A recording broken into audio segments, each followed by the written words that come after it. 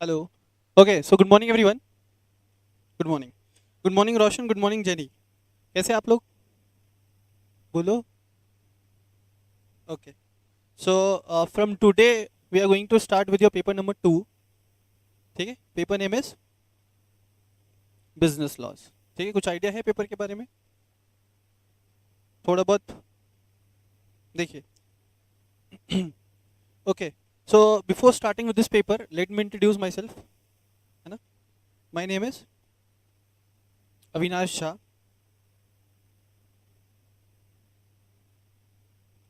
एक second. Screen check करना है इसका। हाँ तो हाँ, business law Jenny. No name का क्या नेम है ये भी बता दो। Okay. So let me introduce myself. Screen screen check करना है इसका। My name is Avinash Jha and by qualification I am a company secretary, cost and management accountant, as well as I have also done masters in law, LLM। सुना है तुम लोगों ने? नहीं सुना है? LLM सुना ही नहीं है? LLB LLM ये सब नहीं सुना है? Apart from this I also did graduation, BCom भी किया हुआ है मैं, और पिछले 12 साल से मैं पढ़ा रहा हूँ CA स्टूडेंट्स को फाइनल लेवल्स तक। ठीक है, आज की क्लास फर्स्ट क्लास है तुम लोगों का। Basically it is going to be a demo session. ठीक है, पहले के 3 4 5 क्लासेस आपको डेमो रहने वाले, and then after that we will be starting with the regular lectures. Clear है? ओके। देखेंगे एक बार, नोटबुक मेंटेन करोगे सारे बच्चे मेरी क्लास के अंदर? ठीक है, नोटबुक मेंटेन करना रहेगा सबको। हेडिंग लगाओ नोटबुक के अंदर एक बार, बिजनेस लॉज। हेडिंग लगाइए सारे बच्चे, बिजनेस लॉज, 100 मार्क्स।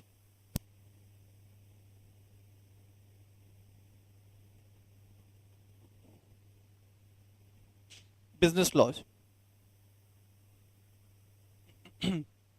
मॉड्यूल है आप लोगों के पास इंस्टीट्यूट का? रजिस्ट्रेशन कराया सबने? Okay, Divyansh is there, Jenny is there, Roshan is there.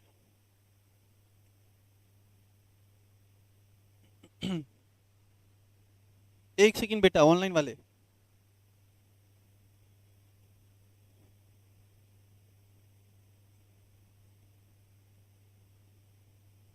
Okay,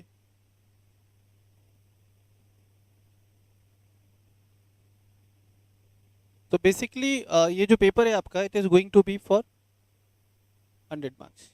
ठीक है, एक बार सिलेबस डिस्कस कर लेते हैं हम लोग। CA फाउंडेशन में टोटल कितना पेपर है? 4 पेपर्स है। कौन कौन सा पेपर स्टार्ट हो चुका है तुम लोगों का? ऑनलाइन वाले कौन कौन से पेपर स्टार्ट हो चुका है?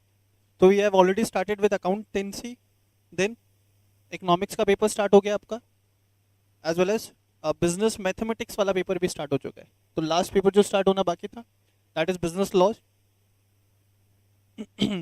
ओके, बिजनेस लॉज 100 मार्क का पेपर रहने वाला है। और जैसा कि आप लोगों ने पहले से सुना होगा, टीचर्स ने कहा होगा, इन्फॉर्म किया होगा आप लोगों को, out of 4 papers 2 papers are going to be descriptive and 2 papers are going to be MCQ based. ठीक है, MCQ बेस्ड।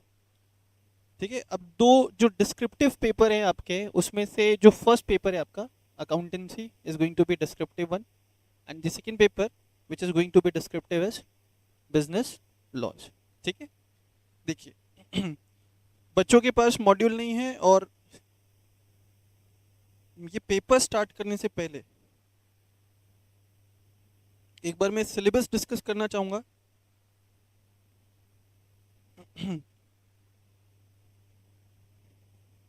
देखिए, दिस इज योर मॉड्यूल, और सिलेबस में देर आर 7 चैप्टर्स। कितने? 100 मार्क का सब्जेक्ट रहने वाला है, which will be consisting of 7 chapters. ठीक है, अब देखो CA जब आप पढ़ने के लिए जा रहे हैं ना, चाहे आप फाउंडेशन पढ़ रहे हैं, आप इंटर में आएंगे, फाइनल्स में आएंगे, तो सीए करिकुलम में कोई भी सब्जेक्ट स्टार्ट करने से पहले, ठीक है, हमको जानना ज़रूरी रहेगा कि वो सब्जेक्ट हमको क्यों पढ़ाया जा रहा है, प्लस उस पर्टिकुलर सब्जेक्ट से इंस्टीट्यूट, हमारे इंस्टीट्यूट का नाम ICAI, ठीक है। तो सबसे पहले ये जानना इंपॉर्टेंट रहेगा कि वो पर्टिकुलर सब्जेक्ट क्यों पढ़ाया जा रहा है, प्लस उस पर्टिकुलर सब्जेक्ट से इंस्टीट्यूट अपने स्टूडेंट से क्या एक्सपेक्ट करता है, उस पर्टिकुलर सब्जेक्ट से इंस्टीट्यूट अपने स्टूडेंट से क्या एक्सपेक्ट करता है। तो दिस इज योर मॉड्यूल अगर आप खोलेंगे, मॉड्यूल का हर मॉड्यूल के अंदर, चाहे आप अकाउंट्स का मॉड्यूल खोलिए, लॉ का खोलिए, मैथ्स का खोलिए, इको का खोलिए, मॉड्यूल के जो इनिशियल पेजेस हैं, इनिशियल पेजेस में इंस्टीट्यूट अपना इंटेंशन या अपना एक्सपेक्टेशन लिख के बताता है स्टूडेंट्स को। देखिए generally student use to ignore this particular part. ये पेपर से इंस्टीट्यूट देखिए क्या एक्सपेक्ट कर रहा है आपसे, objective of this paper to develop general legal knowledge of law of contract, sales and understanding of various forms of businesses and their functioning to regulate the business environment and to acquire the ability to address, अब ये जो line है ना ये बहुत important है, to address basic application oriented issues.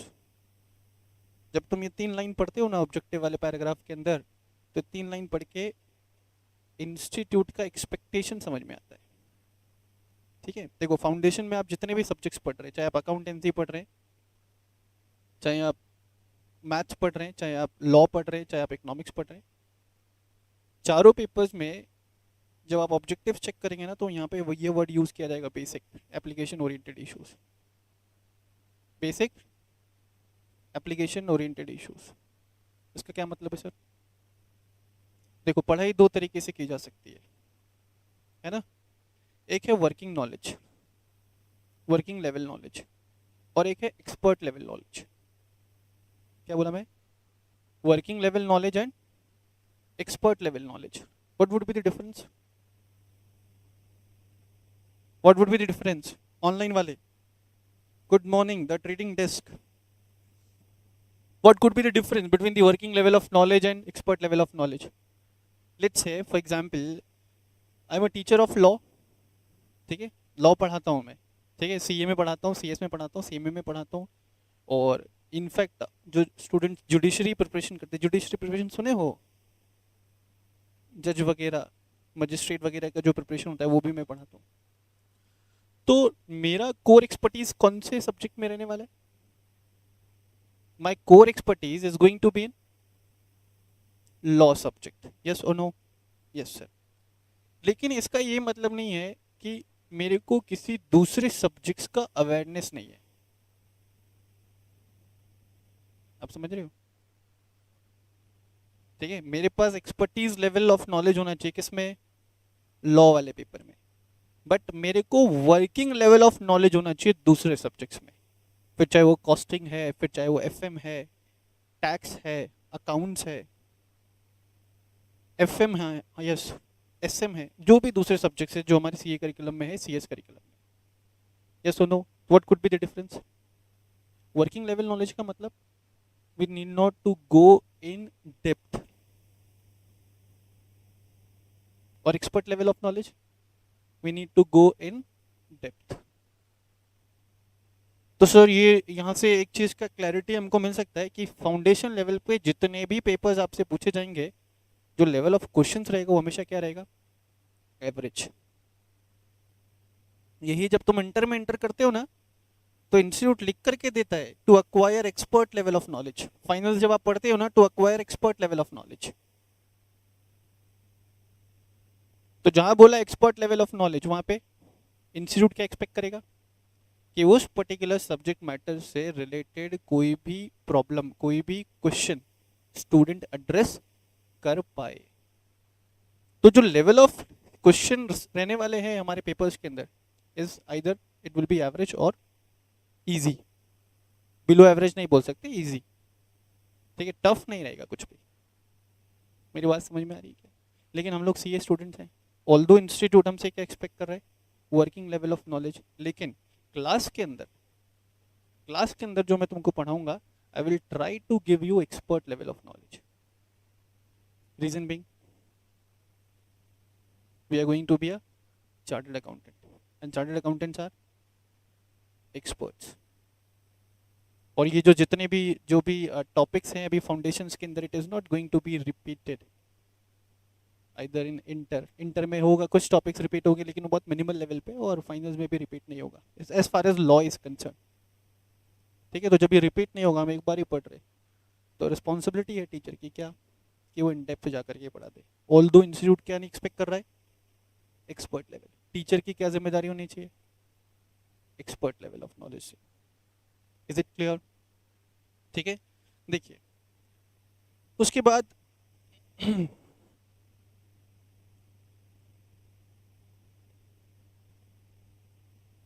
तुमको मालूम है ये सब्जेक्ट जो है पहले दो पार्ट्स में बाइफरकेट हुआ करता था।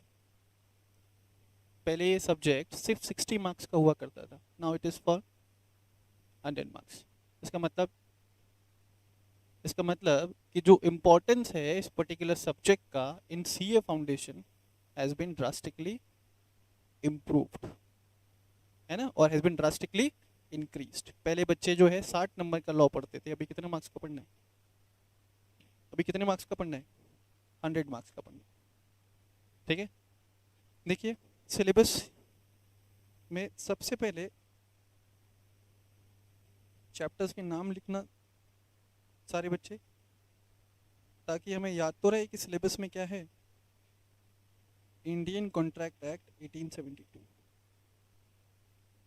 ठीक है, इंडियन कॉन्ट्रैक्ट एक्ट 1872। यहाँ पे एक ब्रैकेट लगाओगे और लिखोगे इंक्लूडिंग, इंक्लूडिंग स्पेशल कॉन्ट्रैक्ट्स। तुम्हें मालूम है पहले जो है स्पेशल कॉन्ट्रैक्ट वाला part was there in CA inter, पहले this part was there in CA inter. ठीक है, अभी सीए इंटर से हटा दिया गया एंड फाउंडेशन में ही इंक्लूड कर लिया गया। Yes, law plus BCR foundation में इंक्लूड कर लिया गया स्पेशल कॉन्ट्रैक्ट्स वाला पार्ट भी। Is it clear?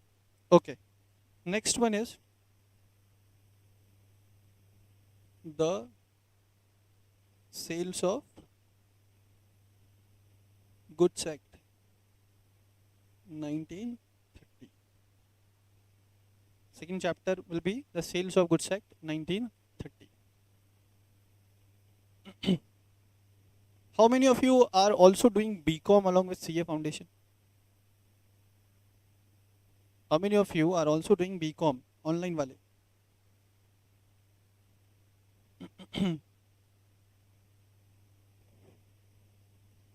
अगर आप लोग बीकॉम कर रहे हैं तो बीकॉम में भी आपको इंडियन कॉन्ट्रैक्ट एक्ट काम आने वाला है, सेल्स ऑफ गुड्स एक्ट काम आने वाला है। और अगर आप बीकॉम नहीं कर रहे तो भी आपको ये दोनों एक्ट्स बहुत काम आने वाले हैं। One will be Indian partnership act 1932, the Indian Partnership Act 1932.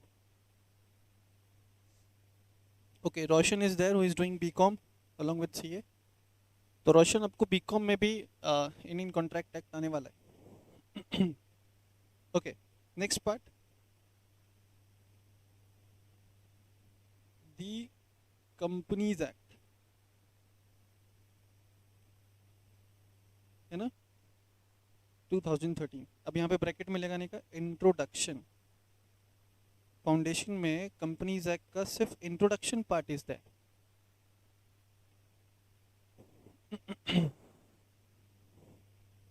Foundation में कंपनीज एक्ट का सिर्फ इंट्रोडक्शन पार्ट इज दैट। ठीक है, तो कंपनीज एक्ट जो है वो आपको फाउंडेशन में इंट्रोडक्शन दिया जाता है, एंड जहाँ तक फाउंडेशन में पढ़े उससे आगे आपको पढ़ने को मिलता है eight C inter level. Clear है? Okay, next is the LLP act 2008, the LLP Act 2008.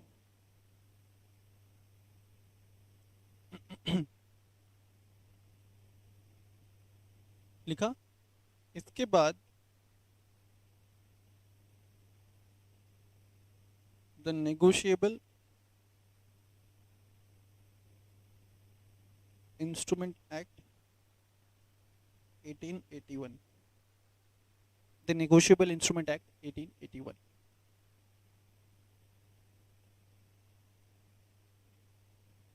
ठीक है, तो सर आपने तो 7 चैप्टर्स बोले थे, तो 6 ही हैं। इसके अलावा आपको एक चैप्टर दिया हुआ है, इंट्रोडक्शन टू लॉ। ठीक है, इंट्रोडक्शन टू लॉ। तो अभी ध्यान देना, हम लोगों का क्लास में पढ़ने का जो क्रोनोलॉजी रहने वाला है, सबसे पहले we will discuss this part. जो सब्जेक्ट हम पढ़ रहे हैं, फर्स्ट टाइम पढ़ रहे हैं हम लोग, तो हमें एटलीस्ट मालूम होना चाहिए कि क्या पढ़ रहे हैं और कैसे पढ़ना है, लॉ होता क्या है। ठीक है, next we will do the companies act 2013 introduction part. ठीक है, कंपनीज एक्ट 2013 किया हम लोगों ने। उसके बाद we will do Indian contract act, then we will do sales of goods act, then we will do partnership act. After that LLP act 2008, and last में हम लोग करने वाले हैं क्या, the negotiable instrument act 1881। Is it clear सबको? ठीक है, चलिए।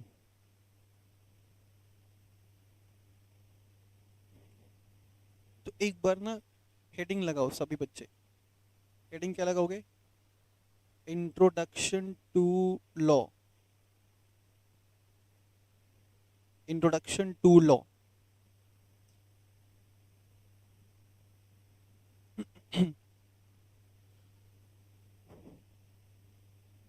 एक चीज ध्यान रखना है, स्पेशली लॉ वाले पेपर के लिए।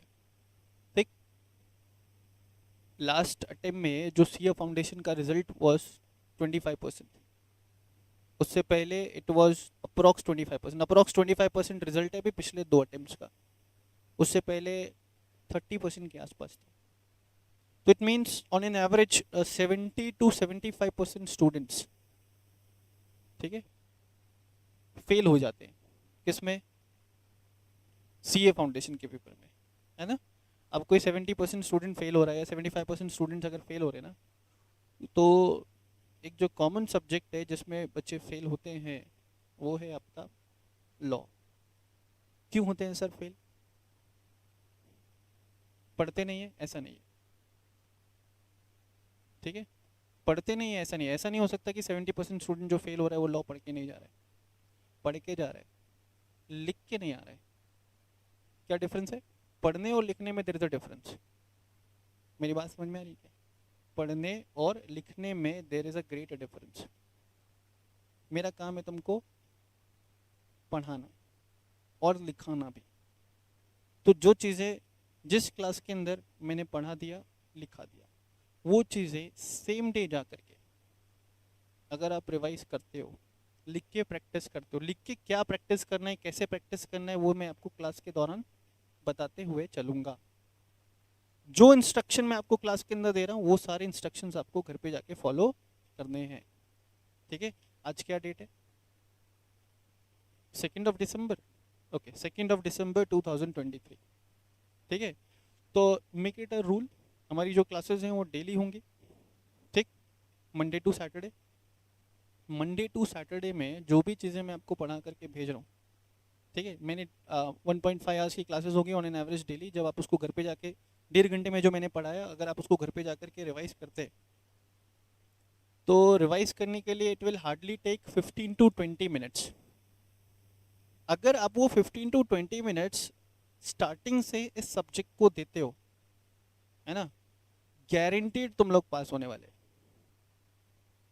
ठीक है, दूसरी चीज, एग्जाम के अंदर जितने भी क्वेश्चन आएंगे सारे क्लासरूम टीचिंग से आएंगे।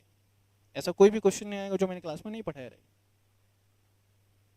Is it clear? तो तुमको क्या करना है, पहली क्लास से आखिरी क्लास तक जो भी इंस्ट्रक्शंस जहां भी मैं दे रहा हूं वो सारे इंस्ट्रक्शंस आपको मानने हैं। Is it clear? सारे इंस्ट्रक्शंस मानने, जो भी मैं नोटिंग करवा रहा हूँ स्क्रीन पे वो सारी चीज़ें नोट करनी है, ठीक है। सर आप क्या पूरा सिलेबस लिख करके पढ़ाओगे? पूरा सिलेबस मैं लिख करके नहीं पढ़ाता हूँ, ठीक है। आई will be giving you notes, ठीक है। नोट्स बहुत रिफाइंड होते हैं, लैंग्वेज बहुत ईजी होता है, लेकिन नोट्स के अलावा भी जो चीज़ें मैं लिखवा रहा हूँ स्क्रीन के ऊपर वो आपको कॉपी करना है। जितने भी केस स्टडीज़ मैं लिखवा रहा हूँ, जितने भी एग्जाम्पल्स, मेरी बात समझे ना, क्लास के अंदर मैंने जितने भी एग्जाम्पल्स दिए ना वो सारे एग्जाम्पल्स कॉपी करना है नोटबुक के अंदर, क्योंकि लास्ट टाइम पे जब तुम रिवाइज करने के लिए बैठोगे ना, ये बात लिख करके ले लो, प्रोविजन भूल जाओगे, एग्जाम्पल मेरे हमेशा याद रहेंगे। तो एग्जाम्पल जब तुम रिकॉल करोगे ना तो प्रोविजन अपने आप रिकॉल होगा। Is it clear? Maximum writing practice में आपको ऑलरेडी क्लास के अंदर करवा दूंगा, तो आपको क्या करना है अपने लेवल पे मालूम है? As far as this subject is concern, you just have to follow my instructions sincerely. अगर आप ऐसा करते हो आप फेल नहीं होंगे। Is it clear? आपको 70% में नहीं आएंगे, आप कहाँ आएंगे? 30% में, as far as this paper is concern. अगर आप इंस्ट्रक्शन नहीं मानते हो then there will be a problem. Clear everyone? Online वाले, I'll make you do ample of writing practice in the class itself. I'll make you solve more than 300 case study based questions in the class itself. ठीक है, तो उसके बाहर कुछ भी नहीं आने वाला, बस क्लास में जो जितना जहां पे पढ़ता दिया उतना पढ़ लेने का है daily. Clear? Clear? Yes. Online वाले बच्चे देखिए, तो इन जनरल अगर मैं बात करूं, लॉ वाला पेपर फर्स्ट टाइम पढ़ रहे हो, अकाउंटेंसी तुम लोगों ने पहले पढ़ा है, मैथ्स कुछ बच्चों ने पढ़ा होगा, इकोनॉमिक्स कुछ बच्चों ने पढ़ा होगा। लॉ एक ऐसी चीज है जो जिंदगी में पहली बार पढ़ रहे हैं अभी, है ना? यस और नो? लॉ वाला जो पेपर है फर्स्ट टाइम पढ़ रहे हैं, हाँ या ना? तो मुझे बताओ क्या समझ में आता है लॉ से? In general what is law?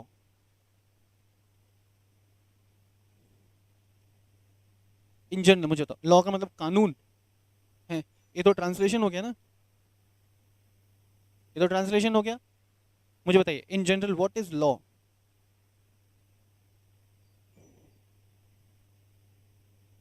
Okay, will definitely follow your instructions.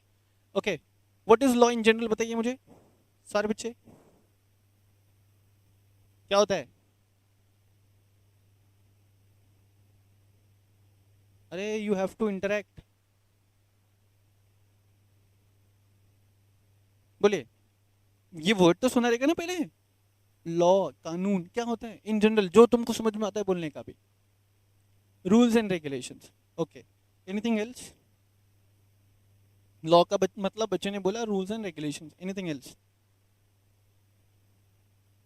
अच्छा चलो छोड़ो ये सब, मुझे बताओ क्लास के अंदर जितने भी बच्चे बैठे हैं उनमें से कोई भी ऐसा स्टूडेंट है जिसको बहुत तेज गुस्सा आता है, who gets very angry and so often? कोई ऐसा स्टूडेंट है जिसे बहुत तेज गुस्सा आता है? एनीवन? किसी को भी नहीं आता है? थोड़ा थोड़ा। तो जब बहुत तेज गुस्सा आता है तो क्या किया है तुमने आज तक? सबसे ज्यादा गुस्से में तुमने क्या चीज की है ऐसी जो बहुत वाइल्ड हो अपने आप में? मुझे भी बहुत तेज गुस्सा आता है स्टूडेंट नहीं पढ़ता है तो। यस, क्या किया है तुमने आज तक? बताओ। अरे तुमको बात करना पड़ेगा, अगर लॉ सीखना है, लॉ पढ़ना है तो बात करना पड़ेगा, टीचर से तो बात करना ही पड़ेगा ना। ओके। हम्म, एक मिनट, तुम्हारा नाम क्या है? No name, Divyansh. ओके, तो दिव्यांश को बहुत तेज गुस्सा आता है। दिव्यांश तुमने क्या किया है बहुत गुस्से में आज तक? हम्म, तोड़ा फोड़ी किया है तूने? सामने वाले को तोड़ा या कोई चीज तोड़ा या खुद को तोड़ दिया? तो कब आया मतलब किस पे गुस्सा आया तुम्हें?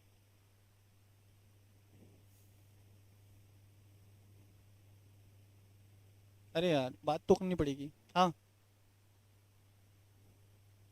सामने वाले पे। चलो, तो तुम्हें सामने वाले पे गुस्सा आया तो तुमने उसके साथ लड़ाई किया, हाँ या ना? तो शर्मा क्यों रहा है? सभी करते हैं। मैंने भी किया है, इसने भी किया है, इसने भी किया है, ऑनलाइन में बैठे वाले सारे बच्चों ने किया है। हम्म, ठीक है, किसी का मर्डर किया है? मैंने भी बहुत बार लड़ाइयाँ करी, पर मैंने किसी का मर्डर नहीं किया। मालूम है क्यों नहीं किया? क्योंकि मुझे मालूम है कि अगर मैंने किसी का मर्डर कर दिया गुस्से में, तो मैं क्लास में नहीं पढ़ा पाऊंगा।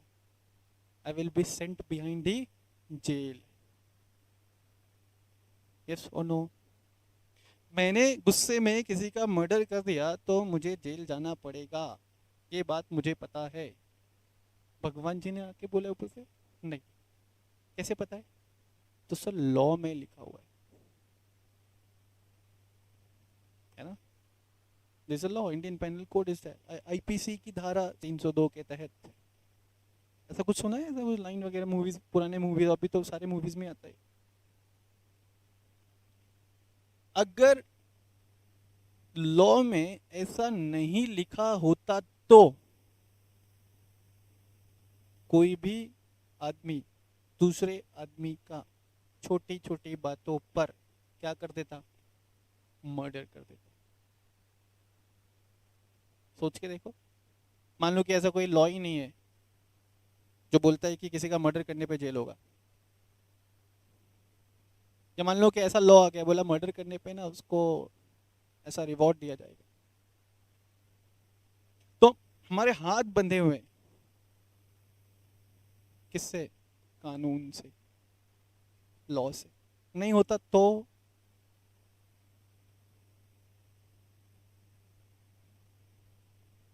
कितने लोग खुद के व्हीकल चला के आए हैं अभी यहाँ पे? यस। तो कितने लोगों को उड़ा करके आए? कभी तुम लोग लेट हो रहे होते हो, स्कूटर से जा रहे हो, कार से जा रहे हो, सामने वाला तुमको साइड नहीं दे रहा है, व्हाट यू डू? उड़ा देते उसको? नहीं, वेट करते। गुस्सा आ रहा होता है, बहुत तेज गुस्सा आ रहा होता है, लेकिन क्या करते? वेट करते कि वो मैं साइड दे दे यार, है ना? लेकिन हमने उसको उड़ा दिया तो वी विल बी पेनलाइज्ड। कहाँ लिखा है? लॉ में लिखा हुआ है। अरे चलो छोड़ो ये सब चीजें, तुमको सीए बनना है ना? What is your ultimate goal?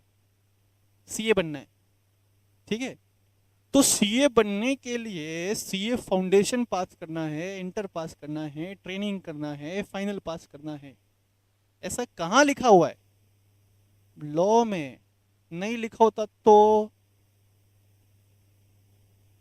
who will be considered as a CA?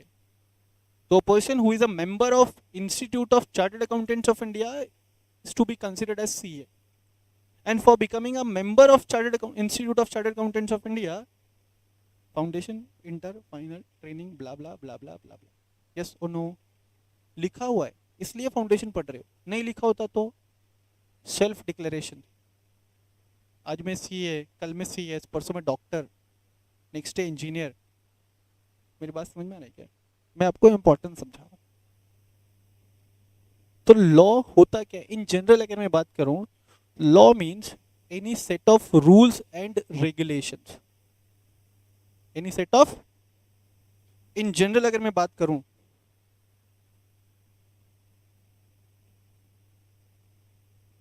In general law means any set of rules और regulations, any set of rules or regulations made by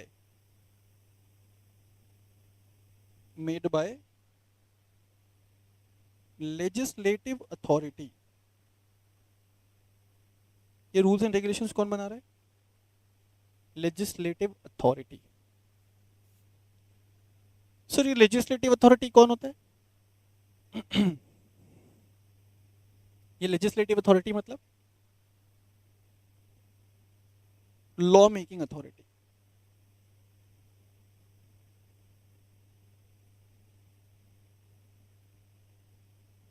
legislative authority means law making authority.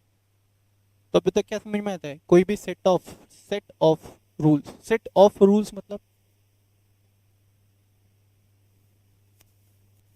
पे दोनों word use हो सकता है, rule और set of rules. Rule और set of rules, rule मतलब single rule, set of rules मतलब इन plural, plural sense में यूज किया जाएगा। तो सेट ऑफ रूल्स या रेगुलेशंस किसने बनाए? लेजिस्लेटिव अथॉरिटी ने। तो लेजिस्लेटिव अथॉरिटी कौन होता है सर? लेजिस्लेटिव अथॉरिटी मतलब लॉ मेकिंग अथॉरिटी। तो हमारे देश में लॉ मेकिंग अथॉरिटी कौन है? कुछ आइडिया है? कौन बनाता है लॉ? गवर्नमेंट। तो there are two legislative authorities,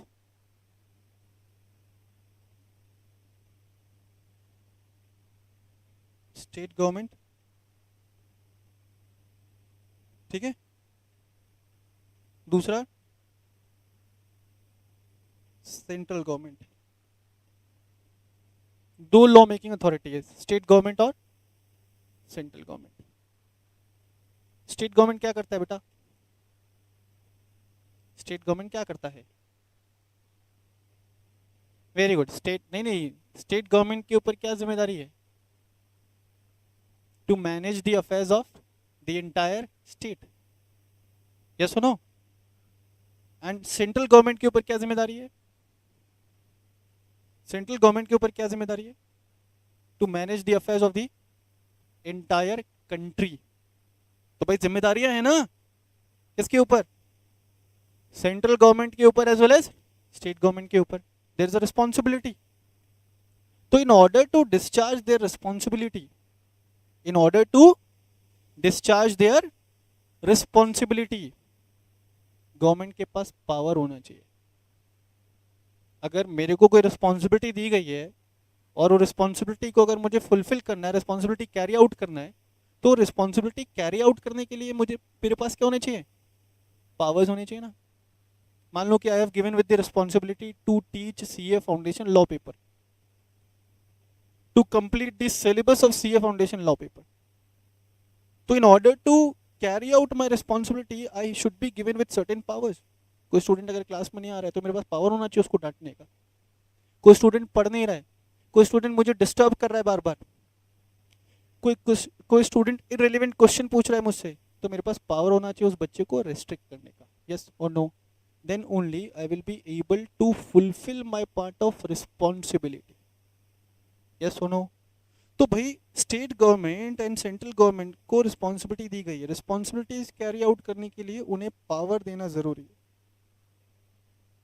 क्या पावर यहाँ पे? लॉ बनाने का पावर, ठीक है। स्टेट गवर्नमेंट जो लॉ बनाएगी उसको अपन क्या बोलते हैं? उसको अपन बोलते हैं बेटा state laws. And central government जो लॉज बनाती है उसको अपन बोलते हैं central laws. State laws as well as central laws. Clear? State laws कहां बनते हैं? In the state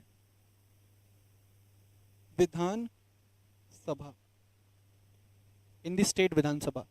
and central laws कहां बनते हैं? In the parliament of India.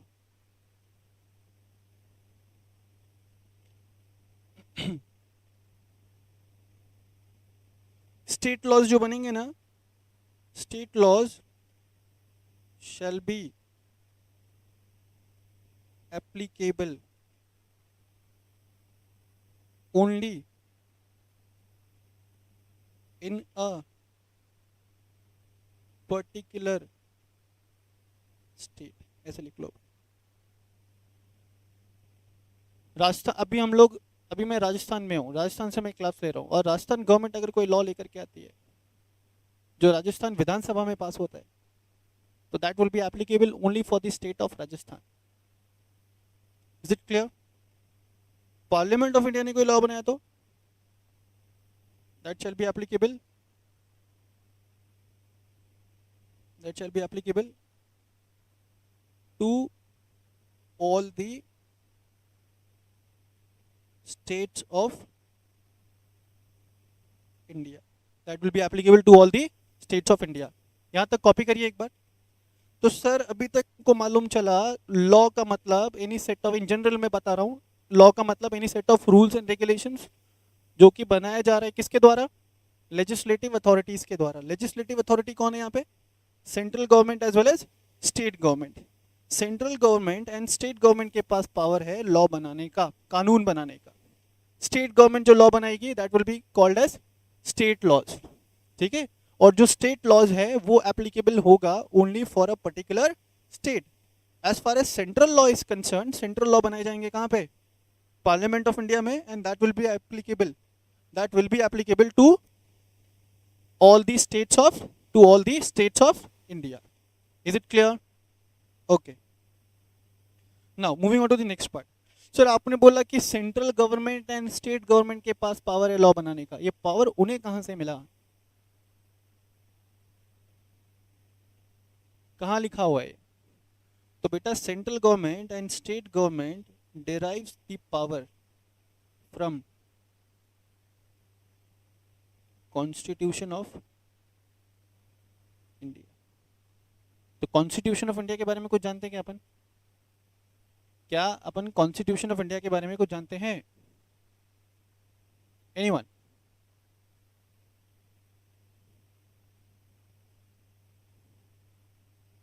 Constitution of India, Bharat का संविधान। अपार्ट फ्रॉम दैट,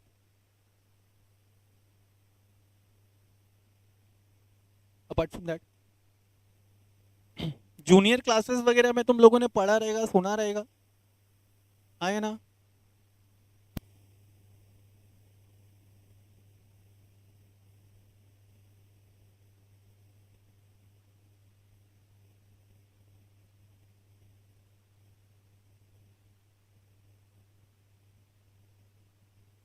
बोलो, कॉन्स्टिट्यूशन के बारे में नहीं जानते? क्या जानते हैं?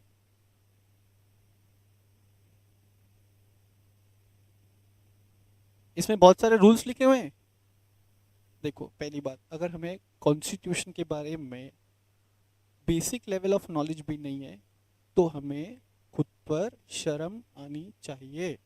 बोलो ऐसा, बोलो, बोलो। कॉन्स्टिट्यूशन के बारे में हमें अगर नॉलेज नहीं है, बेसिक लेवल ऑफ नॉलेज भी नहीं है, मैं नहीं बोलता है पूरा कॉन्स्टिट्यूशन पता होना चाहिए, पर बेसिक लेवल ऑफ नॉलेज हर एक इंडियन सिटीजन को होना चाहिए। कॉन्स्टिट्यूशन ऑफ इंडिया, फोन ही नहीं चल रहा है। Constitution of India is the most important document. Constitution of India is the supreme document of our country. Constitution of India is the supreme, supreme मतलब समझते हो, सबसे ऊपर। तुम लोगों ने सुना रहेगा कि India is a country of rich diversity culture. ये सुनो, बहुत सारे रिलीजन के लोग यहाँ पे रहते हैं और बहुत सारे रिलीजन के लोगों का अपना थॉट प्रोसेस है। ये सुनो, अपने होली बुक्स हैं, बाइबल, गीता, कुरान, सुना रहेगा ये सब चीजें। बाइबल, गीता, कुरान से भी ऊपर है क्या, कॉन्स्टिट्यूशन। ठीक है, बाइबल, गीता, कुरान से भी ऊपर है क्या, constitution. Constitution of India is the most important document. Constitution हमारे पावर्स बताता है। हम लोग कौन है,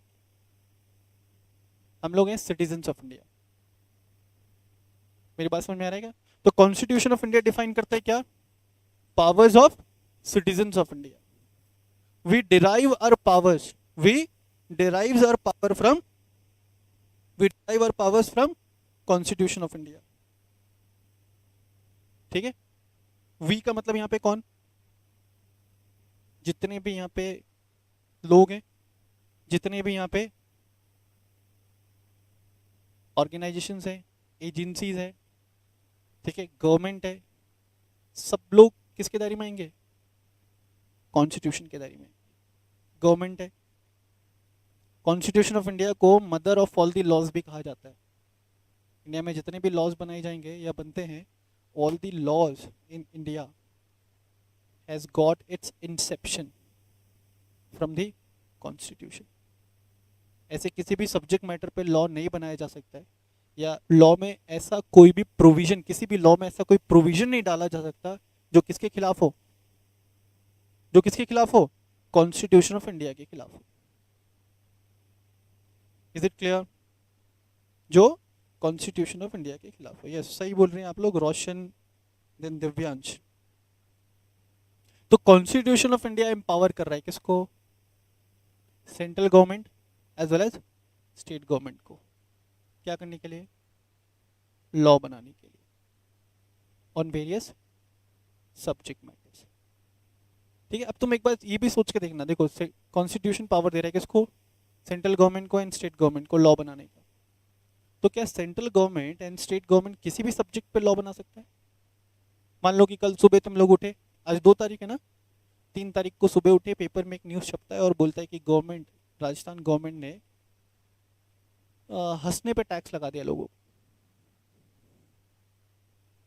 गवर्नमेंट ने क्या किया, हंसने पे टैक्स लगा दिया। तो बोले 1 महीने में जो जितनी बार, जितने समय तक हंसता है ना, तो उसको खुद से कैलकुलेट करना है और उसके हिसाब से टैक्स का पेमेंट करना है। कितना इररिलेवेंट है। नेक्स्ट डे आया, बोला रोने पे टैक्स है, पढ़ने पे टैक्स है। अगर बोला कोई बच्चा 10 घंटे से ज़्यादा पढ़ रहा है तो उसको टैक्स देना पड़ेगा। इररिलेवेंट है या नहीं है? टैक्स लगाने का पावर किसको दिया, गवर्नमेंट को। गवर्नमेंट को पावर कहाँ से मिला, कॉन्स्टिट्यूशन। लेकिन कौन से सब्जेक्ट मैटर पर टैक्स लगाया जा सकता है, वो भी डिफाइन होना चाहिए। मैंने टैक्स के एस्पेक्ट में बोला, ऐसे दूसरे सब्जेक्ट मैटर्स। तो कौन कौन से सब्जेक्ट मैटर्स पे लॉ बन सकता है वो भी डिफाइंड है, और कौन लॉ बना सकता है ये भी डिफाइंड है। मेरी बात समझ में आ रही है क्या?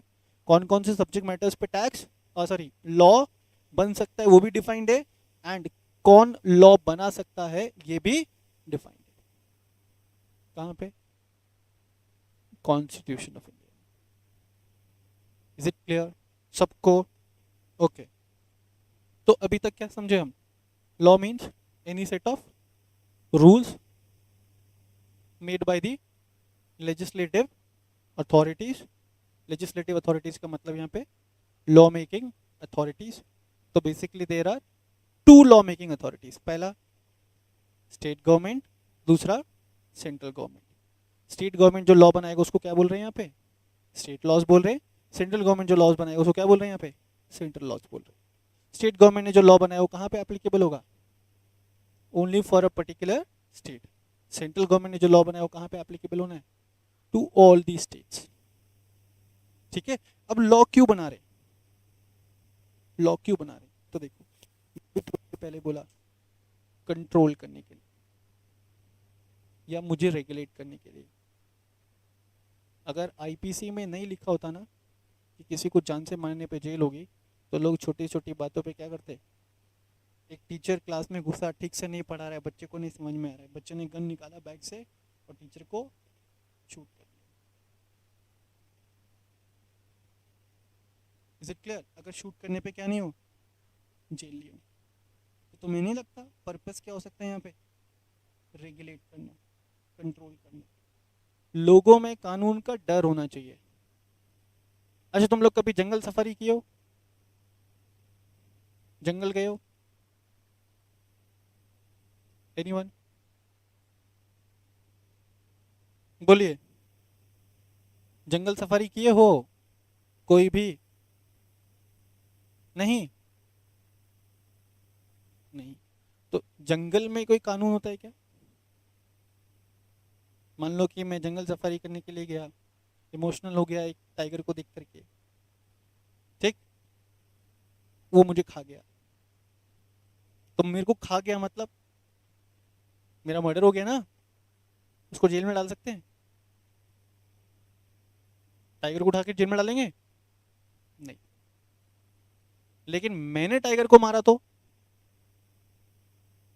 बोलो ना, सलमान खान ने ब्लैक बक को मारा, क्राइम है। ब्लैक बक ने अगर सलमान खान को मार दिया होता तो it is not a crime. It means, एक और चीज समझ में आता है, laws are made for human beings, it can not be made for animals.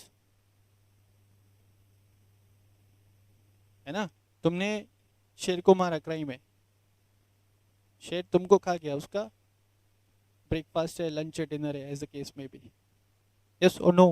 The laws can be made only for regulating the conduct of human beings. Laws can be made to regulate the conduct of human beings or other non-human things also, but not for the animals. ये word सुना है जंगल राज? तो जंगल राज का मतलब क्या होता है? ऐसा सिचुएशन या ऐसी जगह जहाँ पे कोई भी law, rules and regulations follow नहीं किए जाते. तो एक और चीज समझ में आता है सर कि अगर कानून नहीं होगा ना, अगर लॉज नहीं होंगे, तो we human beings will be as equivalent to the animals. मान लो अगर लॉज ही नहीं है तो हम में और जानवरों में फर्क क्या रह गया? बताओ. आज की डेट में there are approx 1400 acts, 1400 acts है इंडिया में. अप्रोक्स बता रहा हूं.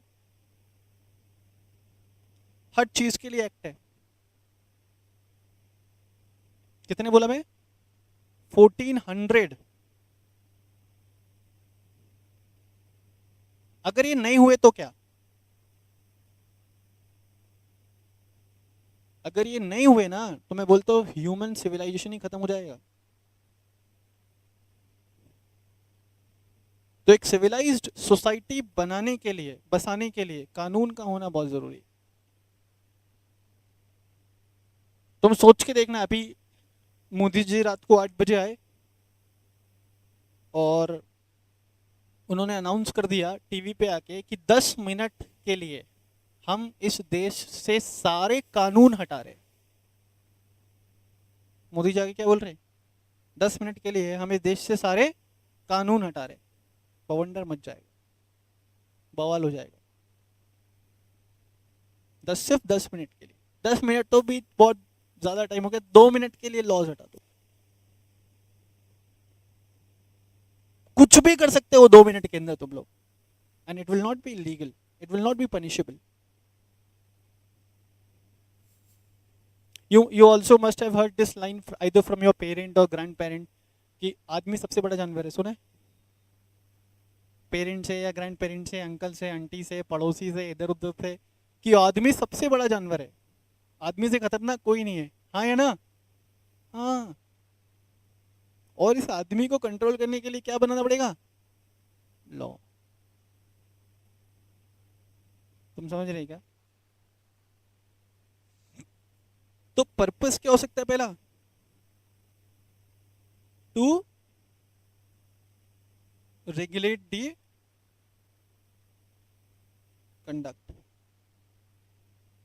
टू रेगुलेट दी कंडक्ट, और मैं एक और चीज बोल सकता हूं, to control the conduct of person.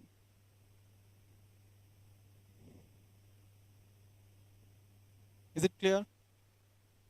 To regulate और to control the conduct of persons. अब यहाँ पे पर्सन्स का मतलब कोई भी इंडिविजुअल भी हो सकता है.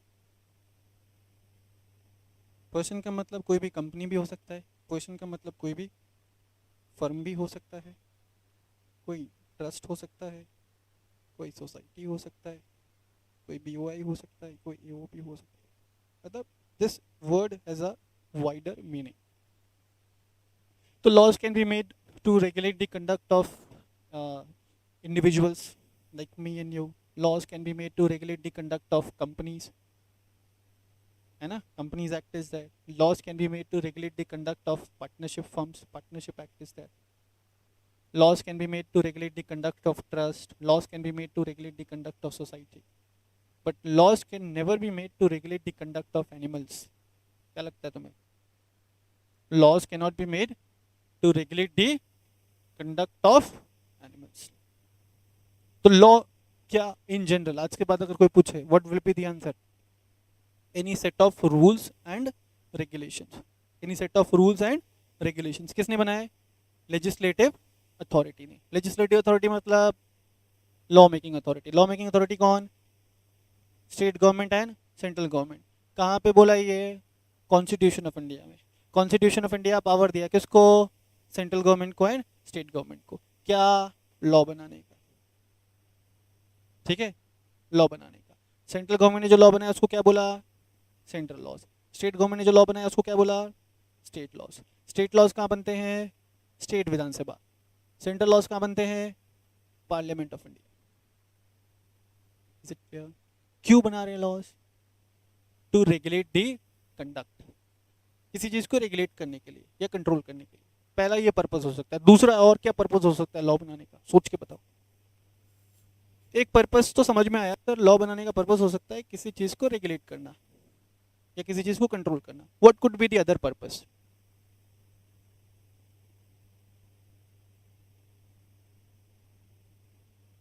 ऑनलाइन में कोई भी बच्चा या बच्ची,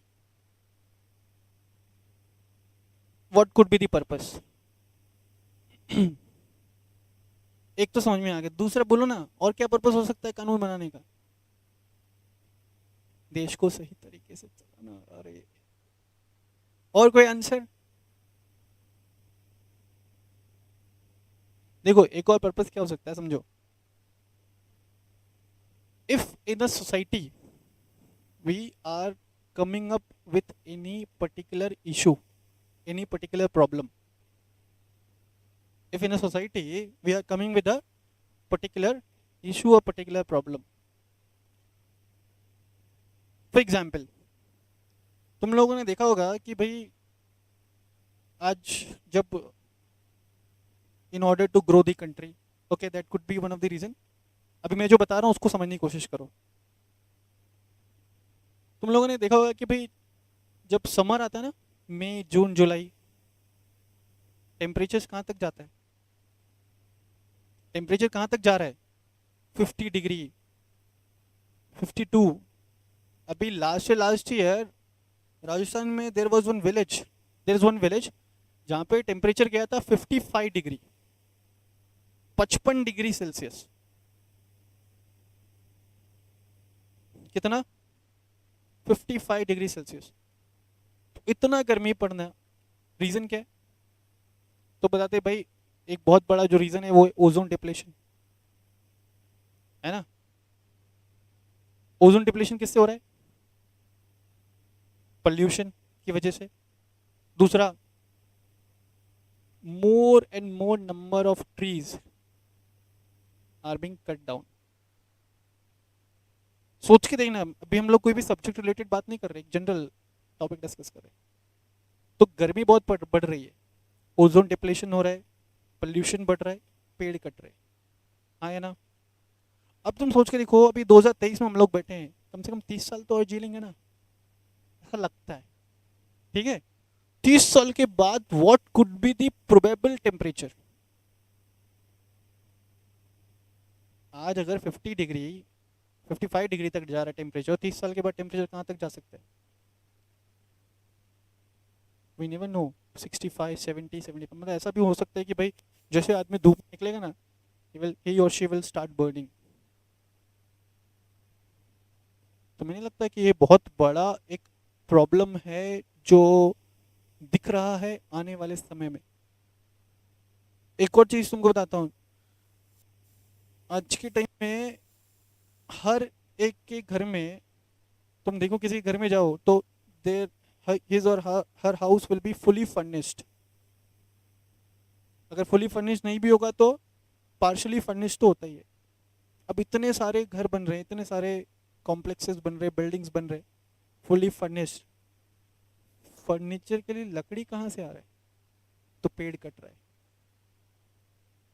है ना, at a very alarming rate. ये सुनो, तो तुम्हें नहीं लगता कि वाला ये जो प्रॉब्लम है ना, आने वाले सिचुएशन, आने वाले टाइम में it will keep on increasing. तो एक बहुत बड़ा प्रॉब्लम है जो हमारा समाज फेस कर रहा है, हमारा सोसाइटी फेस कर रहा है, आने वाले टाइम में इट विल इंक्रीज। यस सुनो, यस। तो ये प्रॉब्लम है। अब मान लो कि इसका सोल्यूशन, गवर्नमेंट एक ऐसा लॉ लेकर के है, सेंट्रल गवर्नमेंट एक ऐसा लॉ लेकर के है जिसमें गवर्नमेंट मैंडेटरी कर दे हर एक फैमिलीज के ऊपर to plant, grow and maintain at least 2 trees. हर एक फैमिली के ऊपर क्या कर दे? कंपल्शन लगा दे कि हर एक फैमिली को क्या करना है? 2 पेड़ लगाना है, उगाना है, मेंटेन करना है। और अगर कोई फैमिली ये करने में फेल हुई तो उस फैमिली के सारे मेंबर्स को उठा करके जेल में डाल दो for a period of just 3 years। सारे फैमिली मेंबर्स समझते हो, अगर तुमने नहीं किया तुम्हारा चाचा भी जाएगा, मामा भी जाएगा, मौसी भी जाएगी, फूफा भी जाएगा, सब जाएगा जेल में 3 साल के लिए। है सर, कोई काफी लोग तो इतने छोटे से घर में रह रहे हैं कि पेड़ उगाने की जगह नहीं। अरे पेड़ उगाने की जगह उनके घर के पास में नहीं, नियर बाई एरियाज में कर लें, पर वो करें, ऐसा लॉ आ जाए देश में, what will happen? There will be significant improvement, there will be significant improvement. तो यहाँ पे जो हम लोग लॉ ला रहे हैं किसके लिए? टू एड्रेस द प्रॉब्लम जो हमारी सोसाइटी में प्रिवेल कर रहा है। हाँ ये ना, तुम लोगों ने सुना होगा कि आज के टाइम में तो बहुत सेंसिटिव सब्जेक्ट मैटर है। Rape cases are increasing at an alarming rate, और रेप केसेस में जस्टिस होने में बहुत समय लग जाता है, और इतना सिवियर पनिशमेंट्स भी नहीं है। तो मैं और मेरे जैसे बहुत सारे लोगों का ये मानना है कि जितने भी रेप केसेस से रिलेटेड मैटर्स हैं उसमें डायरेक्ट कैपिटल पनिशमेंट होना चाहिए। कैपिटल पनिशमेंट मतलब फांसी की सजा, और वो पनिशमेंट होना चाहिए with in a period of 6 months only, rather than extending those cases to 7 years, 5 years, 10 years as the case may be। 10-10 साल तक चलते रहते। मैं और मेरे जैसे बहुत सारे लोगों का ये मानना है कि ये बहुत बड़ा प्रॉब्लम है जो हमारी सोसाइटी में एग्जिस्ट कर रहा है, और इसको काउंटर करने के लिए ऐसा कानून आना चाहिए। तो लॉ बनाने का दूसरा पर्पस क्या हो सकता है? To redress the problem, to redress the problem being faced by the society। yes or no? yes sir। ठीक है, तो लिखिए दूसरा पर्पस, लिखिए आप लोग। 2 पर्पस, पहला मेरे सर ने क्या बोला? टू रेगुलेट और to control the conduct of a, second one is to redress the problem, to redress the problem faced by the society।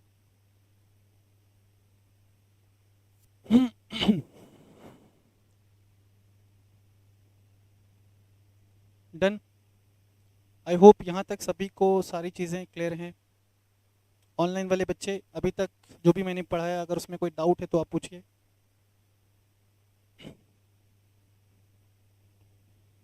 Anyone? तो what is law in general? Law means any set of rules और regulation. अब मैं बताऊंगा, rules and regulations दो term है, interchangeably use होता है, but there is a great difference between them. Rules अलग होते हैं, रेगुलेशंस अलग होते हैं। अभी के लिए समझो, set of rules and regulations किसने बनाए? Law making authority. अभी के लिए लॉ मेकिंग अथॉरिटी कौन है? Central government and state government. क्यों बना रहे हैं law? To regulate the conduct. दूसरा, to redress the being faced by the society। is it clear? and there are n number of या n types of laws। n मतलब समझते हो? कोई वैल्यू नहीं है, मतलब numerous, it can go up to infinity। n का मतलब यहाँ पे है इनफाइनाइट। ठीक, तो n number of या n types of laws are there। लेकिन हमारे सिलेबस में कौन सा लॉ पढ़ना है? Business laws. जो सीए का जो करिकुलम है ना, ठीक है, CA curriculum basically 3 types of laws के अराउंड रिवॉल्व करता है। बिजनेस लॉज, ठीक है, economic laws and corporate laws. कौन कौन सा? बिजनेस, इकोनॉमिक एंड कमर्शियल भी हो गया उसमें, and third one is corporate. लेकिन इसके अलावा भी और एक चौथा भी है, रेवेन्यू लॉज भी है हमारे करिकुलम में। टैक्स का जो पेपर है वो रेवेन्यू लॉज। इसके अलावा भी there are n number of laws, n types of laws. Security laws is there, labour law is there, industrial law is there, ठीक है, then criminal law is there, civil law is there, cyber law is there. हमारा syllabus CA का syllabus, CA का curriculum is restricted, उसमें भी foundation हमारा restricted है किसके ऊपर, बिजनेस लॉ। तो तुम समझो, मैंने लॉ का मतलब बताया, बिजनेस लॉ का क्या मतलब निकाल सकते हैं तुम लोग, बिजनेस लॉज का क्या मतलब निकाल सकते हैं, laws made to regulate the business transactions, laws made to regulate the business transactions, yes or no, yes, ठीक है। तो आज की क्लास में यहीं तक हम लोग करेंगे और इसके आगे की कहानी हम लोग डिस्कस करेंगे नेक्स्ट लेक्चर के अंदर, that will be on tomorrow. कल तो संडे है but still there will be a class at the same time, is it clear, ठीक है। चलिए इसके आगे की कहानी कल, कल का सेशन, परसों का सेशन बहुत इंपॉर्टेंट रहने वाला है, सारा इंट्रोडक्टरी पार्ट से रिलेट करता है, उसके बाद फोर्थ लेक्चर से we will start with the regular classes, ठीक है। अभी पहले की 3 क्लासेस में मैं आपको बताऊंगा कि क्या पढ़ना है और कैसे पढ़ना है। जब चौथा जो क्लास होगा ना, fourth class, that will be on Tuesday, तो वहाँ पे हम लोग सिलेबस स्टार्ट करेंगे, जिसका मतलब कि सर पहले की 3 क्लासेस में आप जो पढ़ा रहे हो सिलेबस से रिलेटेड नहीं है, नहीं है, लेकिन वो तुमको पता होना चाहिए, इज इट क्लियर, ठीक है। चलिए, थैंक यू सो मच।